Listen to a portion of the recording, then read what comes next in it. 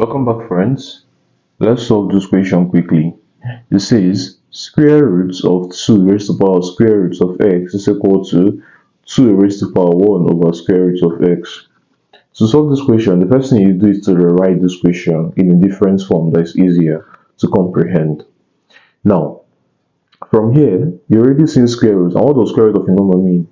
It means if I have square roots of a, it is equal to a raised to the power half. So the mean square root of 2 will be 2 raised to the power half. Okay, so I have 2 raised to the power half raised to power root x. And this is equal to 2 raised to the power 1 over root x.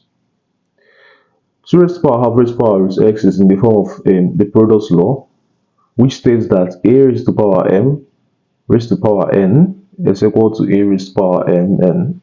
So I can easily rewrite this as 2 raised to the power root x over 2, and this is equal to 2 raised to the power 1 over root x.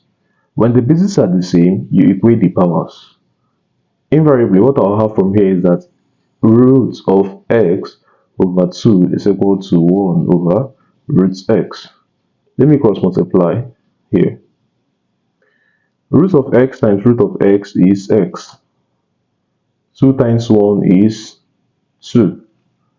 This shows you that x is equal to 2, and you can easily impute x as 2 here to be able to confirm if this is true. Thanks for watching, guys. I'll see you guys in the next video. Bye bye.